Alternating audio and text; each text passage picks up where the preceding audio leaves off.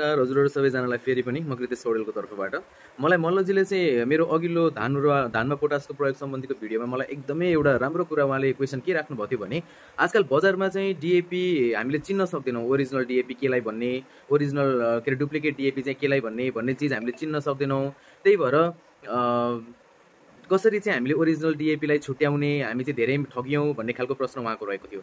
अब डीएपी को कुरामा के छ भने अहिले मार्केटमा हामीलाई ठगिरहेको कुरा हामी एउटा चाहिँ के छ भने बायो डीएपी भनेर पाइन्छ के। डीएपी भनेको कहिले पनि बायो हुन सक्दैन। डीएपी भनेको डाई एमोनियम फस्फेट हो।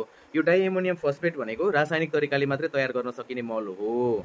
यो भनेको चाहिँ रक फस्फेट जुन अर्ग्यानिक एउटा चीज हुन्छ जसमा 32 देखि 45% फस्फरस पाइन्छ त्यसलाई चाहिँ सल्फ्युरिक एसिडसँग सल्फ्युरिक अम्लसँग चाहिँ रिएक्सन गराइसके पश्चात जुन प्रोडक्ट निस्किन्छ त्यसलाई डाई एमोनियम फस्फेट भन्छ। तर त्यो रक फस्फेटमा जति चाहिँ इम्प्युरिटीहरु छ फोर चीजहरु जति छ अनि सल्फ्युरिक एसिड कुनै केसमा चाहिँ कालो प्रयोग गरिन्छ कुनै केसमा हरियो प्रयोग गरिन्छ कुनै केसमा चाहिँ सेतो प्रयोग गरिन्छ। त्यो कारणले गर्दाखेरि आउने फाइनल प्रोडक्ट डीएपी चाहिँ कहिले पनि एउटै रङको निस्किदैन।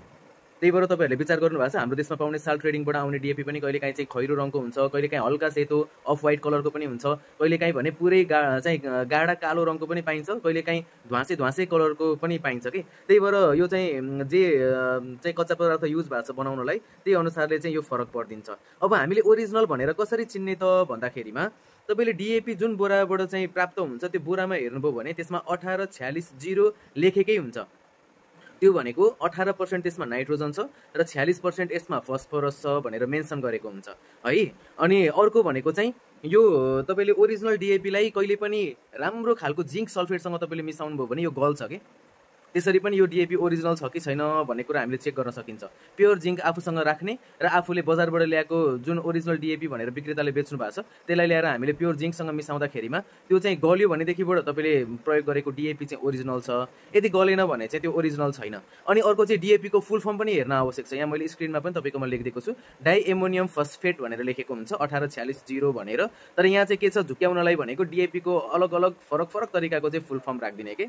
डबल एक्सन पटाका भन्दै पनि डीएपी त आयो नि त हो। त्यो तरिकाले झुक्याउने खालको प्रवृत्ति धेरै छ। अब यहाँ विक्रेताले पनि कहिलेकाहीँ प्रोम फस्फरस रिच अर्ग्यानिक म्यान्युर भन्छ त्यो प्रोम बेच्दाखेरि यसलाई चाहिँ प्रोमै भनेर बेच्नु पर्यो कि यसलाई बायो डीएपी भन्न पाइएन। र हजुरहरुले जसले यो भिडियो हेर्नु भएको छ उहाँहरुले पनि प्रोमलाई चाहिँ फस्फरस रिच अर्ग्यानिक म्यान्युर हो यो अर्ग्यानिक चीज हो तर यसमा 10% जति फस्फरस पाइन्छ तर यो डीएपी चाहिँ होइन भन्ने तरिकाले तपाईहरुले बुझ्नु पर्यो। त्यसपछि कति प्रयोग गर्ने कसरी प्रयोग गर्ने भन्ने चाहिँ यथार्थ चीजमा जान्छ। तर तपाईहरुले बुझ्नु भएन भने चाहिँ यथार्थ हुँदैन के। त्यही भएर डीएपी को कुरामा चाहिँ यति मैले भने तपाईहरुलाई कुनै कुरा कन्फ्युजन लागेछ भने तपाईहरुले मलाई फेरि आफ्नो जिज्ञासा राख्न सक्नुहुन्छ।